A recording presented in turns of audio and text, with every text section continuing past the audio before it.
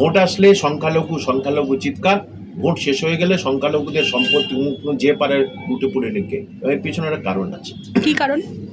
ওনার MLA মন্ত্রী এই কৃষ্ণনগরে কোট আনকোট সেখানে বিশাল সব সম্পত্তি করে রেখে দিয়েছে, জোর করে দখল করে রেখে দিয়েছে ওয়াকফ সম্পত্তি।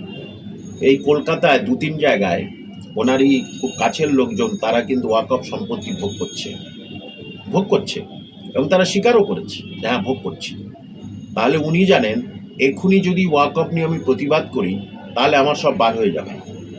এবং ওয়াকফ যে কত সম্পত্তি আছে সেই সম্পত্তির হিসেব এখনো নেই, যদিও কেন্দ্র সরকার বলেছে পোর্টাল তোলো।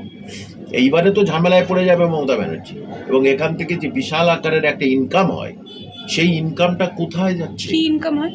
ওরে বাবা, ওয়াকফ সম্পত্তি এখানে কয়েক হাজার কোটি সম্পত্তি, বিঘা সম্পত্তি, সেখান থেকে ইনকাম হয় না?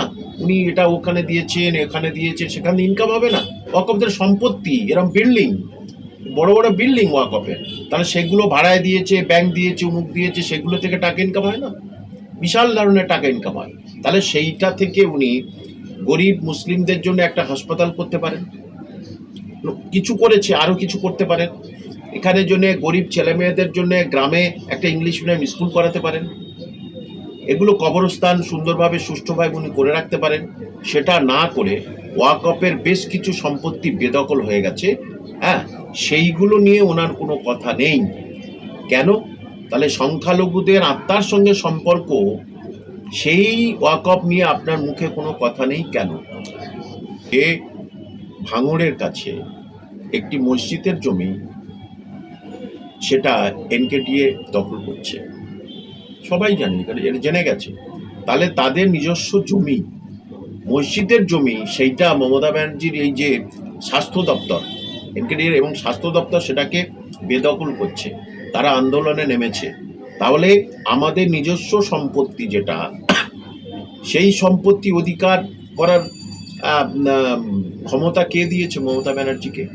উনি সংখ্যালঘুদের ওয়াকফ সম্পত্তির হয়ে কিছু বললেন না, ঠিক আছে, ওনা বলবেন না সেটা জানি না, মাননীয় সংখ্যালঘুদের পাশে আছেন, তার বার্তায় কোনো দিনের জন্য নেই। এটা হচ্ছে মুখের ডায়লগবাজি, ওনার মুখের ডায়লগবাজি।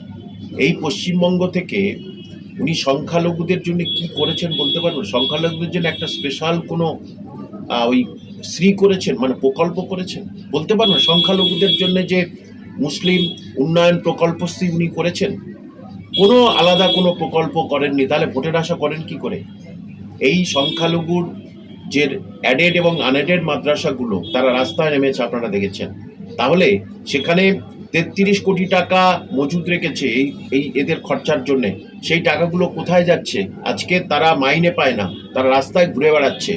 তাহলে উনি সংখ্যালঘুর জন্য কি উন্নয়ন করেছে? একটাই উন্নয়ন করেছে, সংখ্যালঘুদের হাত থেকে বই খাতা কেড়ে নিয়ে সকলেতে বোমা বন্দুক গুলি ধরিয়ে দিয়েছে। এই উন্নতিটা করতে পেরেছেন। আর এতেই ওনার আখেরে লাভ।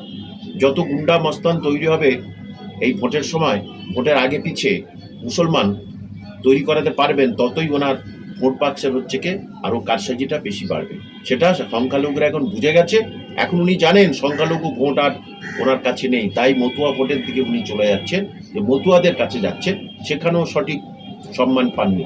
সংখ্যালঘুরা জানে আমাদের ওয়াকফ নিয়ে একটাও কথা বলেননি, আমাদের মাদ্রাসা নিয়ে কোনো কথা বলছেন না, আমাদের সম্পত্তি বেহাত হয়ে যাচ্ছে, আপনি কোনো কথা বলছেন না, আমাদের মুসলিমদের বেশি পরিযায়ী শ্রমিক সারা ভারতবর্ষের বিভিন্ন রাজ্যে আছে মুসলিমদের। তাহলে এখানে চাকরি তো নেই, মাদ্রাসা চাকরি নেই, স্কুলে চাকরি নেই, ঠিক আছে। তাহলে এখানে যারা পরিযায়ী, যারা দিন আনে দিন খাবে, সেইটুকু আপনি জোগাড় করতে পারছেন না, সেইটুকু করতে পারছেন না। সুতরাং সবচেয়ে বেশি এখানে নিম্নগামীর অনুন্নতির দিকে গেছে, অবনতির দিকে গেছে, সেটা হলো সংখ্যালঘুদের সামাজিক আর্থসামাজিক উন্নয়ন।